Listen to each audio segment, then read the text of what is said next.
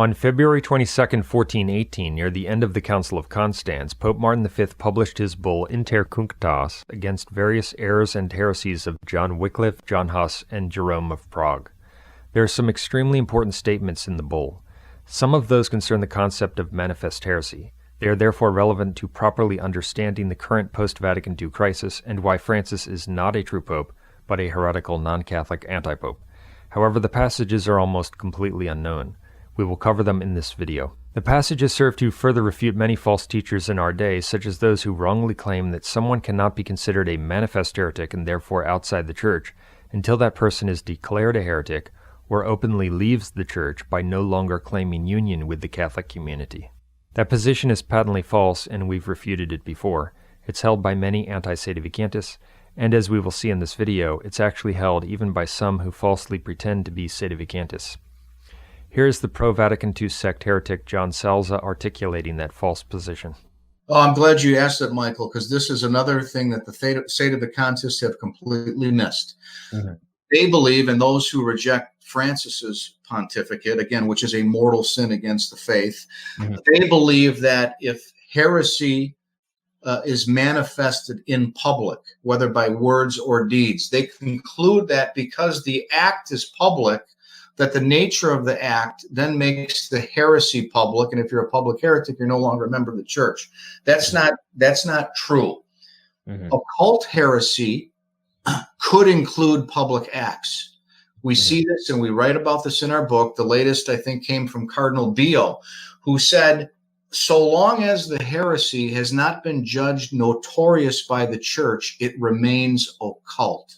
So even if it's out in the external, it's still occult. Okay. Occult heresy either could be heresy that's in secret, in the heart, mm-hmm. or it could be heresy that's in the public, but it hasn't risen to the level of notorious because the person hasn't either openly left the Church or been judged a heretic by the Church.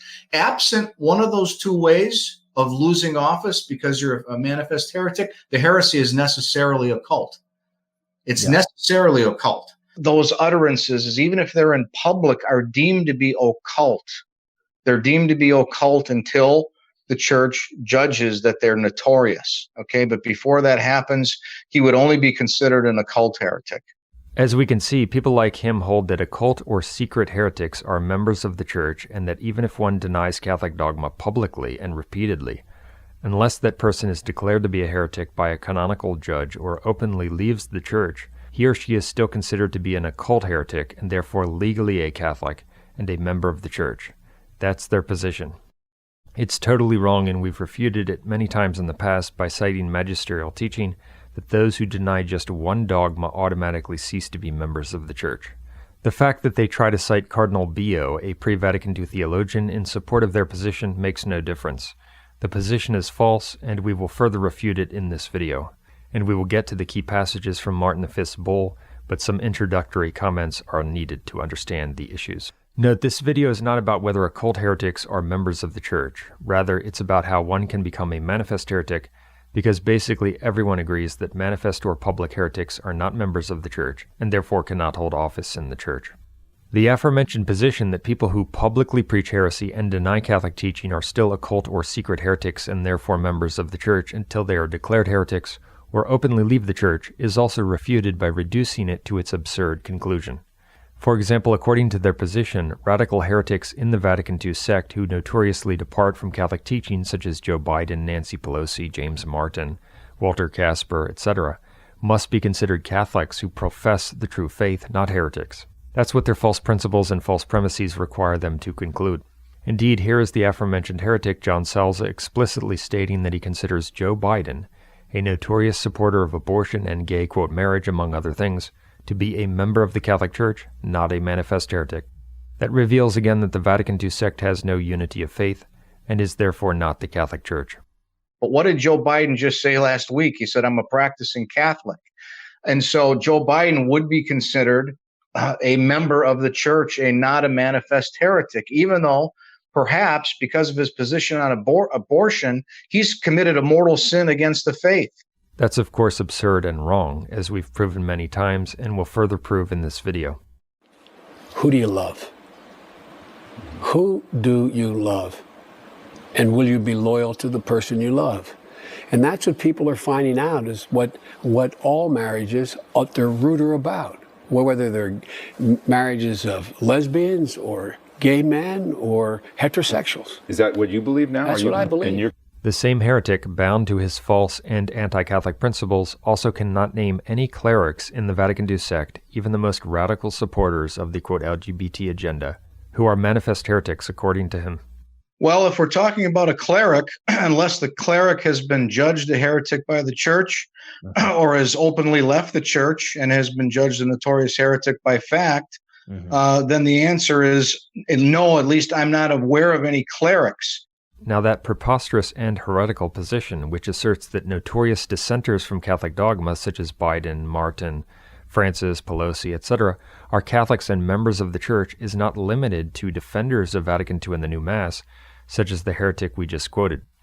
Guess who also holds that utterly false position on manifest heresy? It's also held by the fake sedevacantist Bishop Donald Sanborn and his heretical group. Yes, that is their position. They are fake sedevacantists because even though they have claimed to be sedevacantists for years, they actually aren't. They've been misleading people, and this has become clear recently as they've more fully explained their position. They hold the Cassisiacum thesis, which is not actual sedevacantism. It's really a form of the false recognize and resist position held by the Society of St. Pius X, or one might characterize it as halfway between the Society of St. Pius X's position and sedevacantism. Sanborn's group actually makes many anti-sedevacantist arguments and attacks the true sedevacantist position, which it calls totalism. They consider, quote, totalism, that is actual sedevacantism, to be mythology. I'm not going to get into all the details of their false position in this particular video, but Sanborn's group holds that the Vatican II antipopes have valid papal elections, that they validly appoint bishops and cardinals, that the Vatican II sect, quote, cardinals are true cardinals. We have cardinals today. That Francis is in legal possession of the office, and more. But at the same time they hold that Bergoglio/Francis doesn't have papal authority. Not because he's a heretic, they actually consider him to be a Catholic, as we will see, but because he has a defect of intention. If you don't have that intention, you cannot rule. And they have manifested this evil intention by all of the things that they have imposed since the Second Vatican Council. There's no doubt about it. So the thesis is not arguing from their personal sin of heresy, as many do. That's a whole other argument. It's arguing from their evil intention to impose upon the church a false religion. So as just one example of their inconsistencies, they claim that you cannot recognize/judge Francis to be a public heretic, but you can, they say, judge him not to have had the requisite intention to accept the papal office, even though he claims to have accepted the papal office. It's a false position with various errors and inconsistencies, but one of their primary errors concerns manifest heresy, which is the focus of this video. Like the aforementioned heretic and deceiver John Salza, Sanborn's group doesn't understand or properly apply Catholic teaching on how heresy can be manifest by publicity or notoriety of fact. As we've explained in various videos, people can be notorious heretics either by notoriety of law, that is, through official warnings, a declaration, a canonical process, or by notoriety of fact, that is, without any canonical warnings or a declaration. That distinction is found in Canon 2197 of the 1917 Code of Canon Law, but more fundamentally and importantly, it's found throughout church history and it's rooted in Catholic dogmatic teaching and the divine law. Heretics who are notorious by notoriety of fact, who have undergone no canonical process, are sometimes called simple heretics. As Reverend Derek Mackenzie correctly noted in his pre-Vatican II work called The Delict of Heresy, simple heretics, that is, people who have never been declared or even canonically warned, can be notorious heretics even if they claim to be Catholic. Thus, to be a notorious heretic does not require that one no longer claims to be Catholic. That fact, of course, contradicts heretics such as Salza, but it also contradicts people like Donald Sanborn, as we will see. While Sanborn's group will claim to be aware of the distinction between notorious in law and notorious in fact, in essence they act as if the category notorious in fact does not exist, and they don't properly understand or apply it. They basically reduce everything to what is declared by a canonical process and is therefore notorious by notoriety of law. That's common among heretics who don't understand what the Catholic Church is or how its unity is defined and measured. Heretics like Sanborn, Salza, and others, because they don't have the true faith, often confuse the buildings of the Church or the purely human legal entity that controls the physical structures of the diocese with the Church of Christ, but they are wrong. For instance, here's Donald Sanborn stating that unless someone is declared a heretic, he is legally in the Church, and he applies that to Francis. The thesis is going to say that because they are not declared heretics, and because therefore they are still legally in the Church, and because they have been legally designated to their places, including Francis, by a legal election, that the continuity of the legal continuity of the hierarchy is there. According to Sanborn's group, Francis is actually to be considered a Catholic and a member of the Church. Yes, that is their position, and if they try to deny that, they are just abandoning their principles and arguments. Their position is totally false and contrary to Catholic teaching, and it would destroy the unity of the Church. In fact, here is one of their leading members, Damien Dutertre, explicitly stating that John the 23rd and Paul VI were not public heretics in his view. Quote, I think that the heretical pope argument given by St. Robert Bellarmine is relevant with Bergoglio, but again it does not take away the necessity of a juridical acknowledgement, but to apply it to John the 23rd and Paul VI just does not work. They were not public heretics, end quote. That's nonsense. He doesn't know what he's talking about. John the 23rd and Paul VI were public heretics. Paul VI, for example, publicly promoted radical false ecumenism and religious indifferentism. He also rejected proselytizing non-Catholics and much more. We have abundant documentation on that matter. See our video called, quote, St. Paul VI Heresies. People who promote such things are public heretics. Indeed, as Pope Leo XIII taught, you are not to be looked upon as holding the true Catholic faith if you do not teach that the faith of Rome is to be held. Therefore, people who preach what Paul VI did are to be considered public heretics, not Catholics. Moreover, they say that Paul VI intended to impose a false religion upon the Church and that this is known by his public actions. Vatican II, is a break from Catholic tradition in all aspects of Catholicism, its liturgy, its doctrine, its disciplines, and that it is nothing less than a new religion, just like Lutheranism or Calvinism, a false religion, alien to Roman Catholicism. And this has been imposed upon the institutions of the Catholic Church since Vatican II by the hierarchy. That is, the Vatican II hierarchy. They have a habitual intention of imposing a false religion upon the Church, upon the whole Church, universally. Well, obviously, people who publicly impose a false religion are public heretics. So that's just another example of the falsity and inconsistency of their position. Dutertre is also totally wrong about St. Robert Bellarmine, and we can expand upon that in the future. Now, because Dutertre is actually embarrassed of his false position, and he's also inconsistent and dishonest, he's reluctant to apply his statement that Paul VI and John the 23rd were not public heretics to Francis. He knows that it sounds horrible, because it's obviously absurd to say that Francis is not a public heretic, but in reality he does apply it to Francis, just as Sanborn does, because their position is that everyone who claims to be Catholic and has not been sentenced or declared is legally a member of the Church. Dutertre has also articulated that false position that all the undeclared radical heretics in the Novus Ordo sect must be considered Catholic in writing. For instance, he wrote, quote, "We must consider Novus Ordo Catholics and Novus Ordo prelates for what they are. They usually profess very serious errors. They frequent a rite of Mass which is objectively alien to the Catholic faith. They often lead immoral lives, but they were never confronted with an authoritative ultimatum asking for their amendment. If they were asked, they would readily declare themselves to be Catholics. The presumption of the law is in their favor. They are not declared excommunicates or sentenced heretics. They are not members of a non-Catholic sect, such as would be Methodists, Quakers, and Jehovah's Witnesses," end quote. That's his way of saying that they are all Catholics. He also wrote, quote, "The situation of the Vatican II popes and bishops and of Novus Ordo Catholics ought to be described and explained as it is according to canon law and theology, whether one likes it or not. To categorize Novus Ordo Catholics as members of a non-Catholic sect, besides being factually false, leads to impossible conclusions," end quote.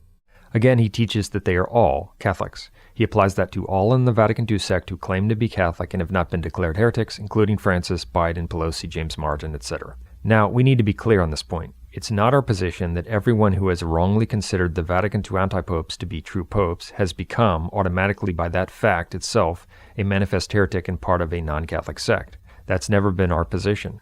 Rather, we correctly hold that people become part of the Vatican II sect and thus leave the Catholic Church into which they were baptized when they embrace the Vatican II sect's heresies such as false ecumenism, or when they manifestly adhere to the notorious heretics such as Francis in the face of clear evidence. And certainly the notorious proponents of the heresies of Vatican II and false ecumenism such as Francis are public and manifest heretics and belong to and lead a non-Catholic sect.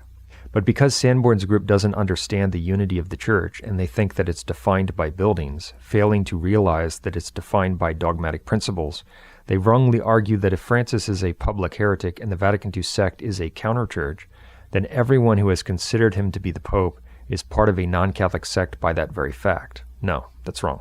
Even though it's possible for someone to be a Catholic erring in good faith for a period of time while wrongly thinking that the Vatican II anti-popes are true popes, until the evidence is presented to that person, at this point almost everyone who recognizes the Vatican II anti-popes is implicated in the heresies or sins of the Vatican II sect because they have been so widely taught and implemented, and also because the Vatican II sect has, quote, canonized notorious heretics, false ecumenists, and idolaters, such as Antipope John Paul II. That's what the apocalyptic prophecies concerning the Whore of Babylon, a counter-church that takes control of the church's physical structures in the final days, is about. Hence Apocalypse 18:4 says, quote, "Come out of her, my people, lest you take part in her sins," end quote. That's why it's crucial to embrace the true sedevacantist position and completely reject the Vatican II sect, which is now openly pro, quote, LGBT. In fact, in his bull Inter Cunctas, and we're going to get to the key passages from the bull, Pope Martin V also refers to heretics who were already separated from the communion of the faithful, needing to be physically expelled from God's house. He thus makes a distinction between people who are not part of the faithful, but for a period of time still were in the physical structures of the Church. This is relevant to how Pope Pius X said that modernists attack the Church not from without but from within. Actual modernists are heretics who are automatically severed from the Catholic Church, but they can still attack the Catholic Church from within in a sense if they physically operate at a Catholic building or institution. The passage from Pope St. Pius X, by the way, is another one that's misused and misapplied by anti-sedevacantists such as Sanborn's group and people like Salza. The quote from Pope Martin V about the distinction between separation from the faithful and the need to be physically expelled from God's house further refutes their misapplication. Now here's another member of Sanborn's group, the heretic Nicholas D'Esposito, stating, quote, "Bergoglio was never declared non-Catholic, therefore he remains legally Catholic until the Church says otherwise," unquote. There you have it. They hold that Bergoglio is a member of the true Church, and since only those who profess the true faith can be considered members of the true Church, as Pius XII taught in Mystici Corporis, they must hold that Bergoglio professes the true faith, which is of course preposterous and blasphemous nonsense and tantamount to heresy. By the way, Sanborn's group teaches that souls can be saved in false religions, a blatant heresy condemned by the Catholic Church. And if someone is saved who is in those false religions, it has nothing to do with that false religion. It has to do with the grace of God and their ignorance. That heresy is directly contrary to the Church's dogmatic teaching and the specific teaching of Pope Eugene IV, Gregory XVI, Pius IX, and others. Sanborn's group teaches that people who are separated from Catholic unity and living in error can attain eternal life, which was specifically condemned by Pope Pius IX. They don't profess the true faith. Thus, it's not a surprise that they teach an array of theological errors. In fact, here's the heretic Nicholas D'Esposito, who openly teaches that Protestants can be saved, quote, outside the Church, endorsing the position of an author who heretically taught that many pagans, Jews, and other non-Catholics can be saved without the Catholic faith. It's blatant heresy, and it proves again that they aren't Catholic. Years ago, Donald Sanborn also told a person we knew well named Keith that a Jewish rabbi who rejects Jesus would have a better shot of getting into heaven than a Catholic who denies, quote, baptism of desire, someone he wrongly considered to be a Feeneyite. That's obviously evil and heretical. Now back to their position on manifest heresy. Just like the Vatican II and New Mass defender John Salza, we've shown that Sanborn's group holds that Bergoglio/Francis and all the radical heretics in the Vatican II sect who claim to be Catholic and have not been declared heretics are in fact to be considered Catholics. That's their position because they wrongly think that if you say you are a Catholic, you cannot become a manifest heretic until you've been declared or sentenced. Let's now refute their heretical position from the teaching of Pope Martin V. In the bull Inter Cunctas, Pope Martin V makes a number of statements about people who embrace the errors of Wycliffe, Huss, and Jerome of Prague. Here's the Latin text of the first passage I want to discuss, and here's the translation. The Pope states, quote, "And if such public and manifest heretics, although not yet declared by the Church, should pass away in this grave crime, let them be deprived of ecclesiastical burial, and let not offerings be made or received for them." End quote. So here we have the Pope in an authoritative papal bull specifically teaching that some people are public and manifest heretics. He uses the precise terms, although not yet declared by the Church. Licet nondum per ecclesiam declarati. One could hardly ask for more proof to refute heretics such as Salza, Donald Sanborn, and others on this matter. Remember, their claim is that people who teach heresy publicly are not public heretics, but only occult heretics, and therefore legally Catholic and members of the Church, until they have been declared heretics by the Church or no longer claim to be Catholic. Indeed, here is Nicholas D'Esposito again articulating that position by stating that even if someone preaches heresy publicly, he is not a manifest heretic until he is recognized or declared by the Church. No, it's not by uttering the heresy. It's by becoming a manifest heretic, which means that he needs to be recognized as a heretic by the Church. The passage of Pope Martin V that we just quoted totally refutes them. And no, Pope Martin V is not just referring to undeclared heretics who no longer claimed to be Catholics. His statement was about people who embraced in a public way one or more false doctrines of Wycliffe, Huss, or Jerome of Prague.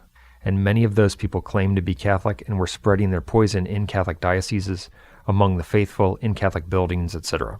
They were in essence creating many sects within the physical structures of the Church or in Catholic areas. That's why in the bull, Pope Martin V repeatedly mentions how it's necessary to root these people out of the dioceses and out of the company of faithful Christians, yet many of them were considered manifest heretics before any declaration was made. In fact, here's an interesting passage from the 1913 Catholic Encyclopedia on the followers of Huss, some of the very people Pope Martin V was referring to in his bull. Quote, "The followers of Huss did not of themselves assume the name of Hussites. Like Huss, they believed their creed to be truly Catholic. In papal and conciliar documents, they appear as Wycliffites. Although Huss and even Jerome of Prague are also named as their leaders, they wisely objected to the appellation of Hussites, which implied separation from the universal Church. Willing to venerate Huss as a holy martyr of the old religion, they refused to see in him the founder of a new one." End quote. As we can see, many of the Hussites and similar heretics claimed union with the Catholic Church, but since they embraced the heretical position or positions of Wycliffe, Huss, or Jerome of Prague in an undeniable and public way, they were considered public or manifest heretics before any declaration was made. Moreover, in this passage, the Pope declared that such people were to be deprived of Christian burial, a further indication that many of them were claiming to be Catholic and part of the Catholic community while spreading their heresies. Also note that he forbids offerings to be made for such deceased individuals. This shows again that you cannot pray for deceased heretics or deceased non-Catholics. This is contradicted by many heretics in our day. For example, here is the heretic Nicholas D'Esposito contradicting Catholic teaching by teaching that it's good to pray for everyone who died in the last 10 hours. No, Catholics are only permitted to pray for those who die as Catholics and free from obvious grave sin.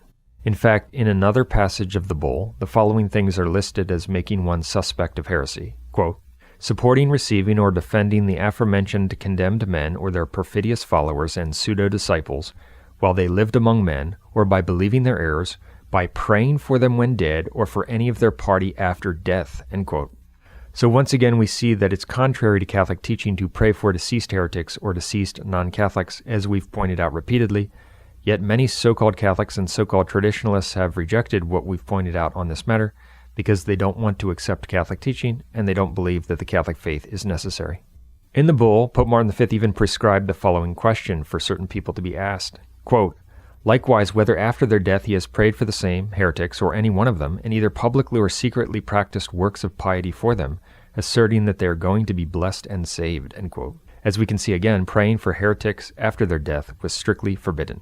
Now, after the Pope refers to public and manifest heretics, although not yet declared by the Church, he states this, quote, Nevertheless, the goods of the same individuals forfeited according to canonical sanctions from the time of the crime committed should not be appropriated by those to whom they would otherwise belong, until a declaratory sentence concerning the crime itself of heresy has been promulgated by ecclesiastical judges of this kind having authority in such a matter." End quote. Here we see that a declaratory sentence, which is a declaration that someone had already ipso facto by the fact itself incurred a penalty, results in additional effects, that is, the transfer of the goods of the deceased heretic to others.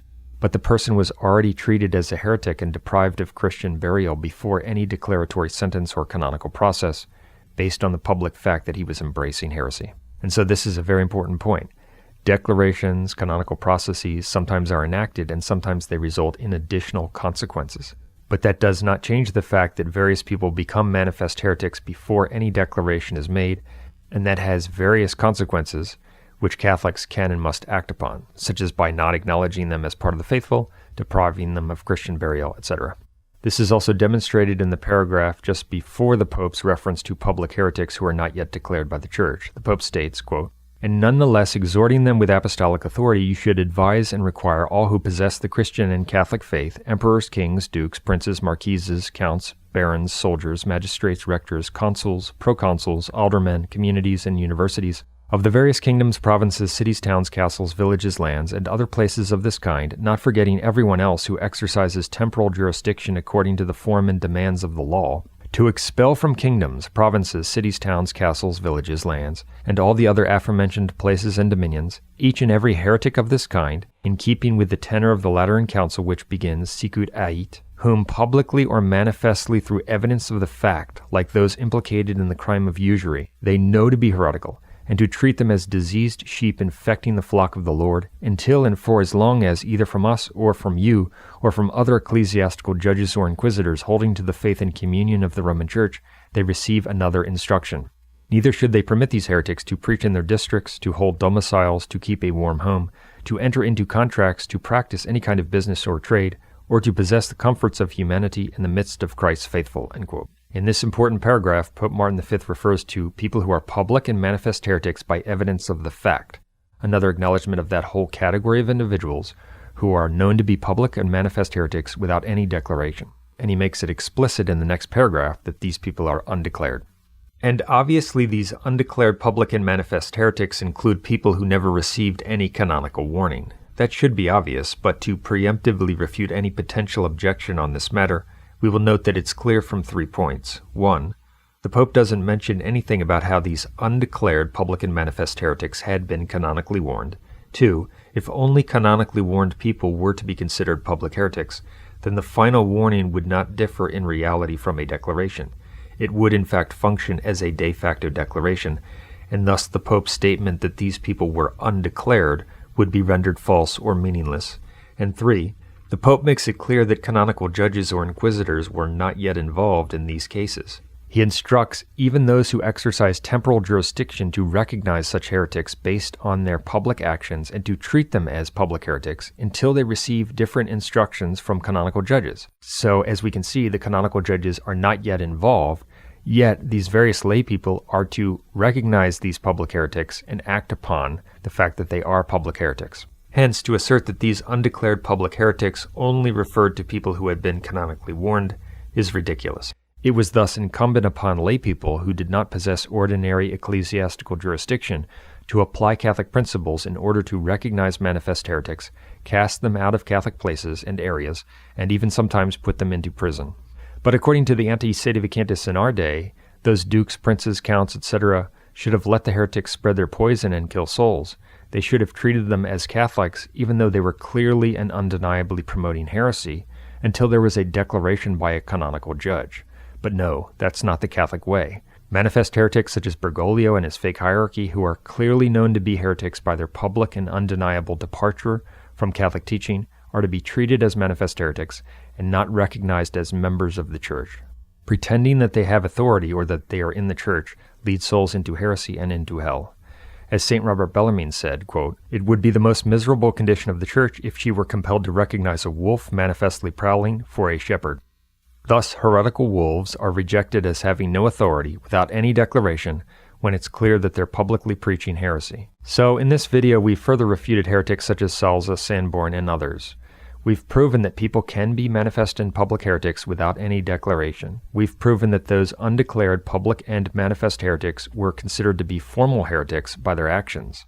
That's why they were deprived of Christian burial. And we've proven that such undeclared manifest and public heretics often claim to be Catholic. So if someone who claims to be Catholic can and must be rejected as a manifest heretic without any declaration, based on his publicly heretical positions, then of course that applies to anti-Pope Francis. In fact, if it doesn't apply to Francis, then it's never applied to anyone in history. These facts just further prove that Francis is not the Pope. People need to embrace the traditional Catholic faith, as our material explains.